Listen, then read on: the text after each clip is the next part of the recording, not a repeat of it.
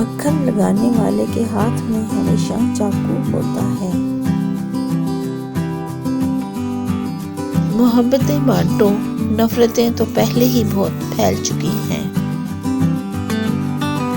ذہانت ایسا پودا ہے جو محنت کے بغیر نہیں لگتا۔ ایک دوسرے کے رزق پر نظر نہ رکھو، کیونکہ اللہ تعالیٰ سے بہتر کوئی تقسیم نہیں کر سکتا۔ ضمیر ایسا ساتھی ہے جو ہمیشہ حق کی راہ دکھاتا ہے۔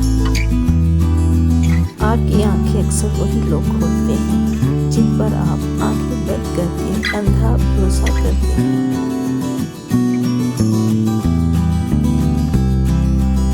حسد ایسی دیمک ہے جو انسان کو اندر اور باہر سے ختم کر دیتی ہے۔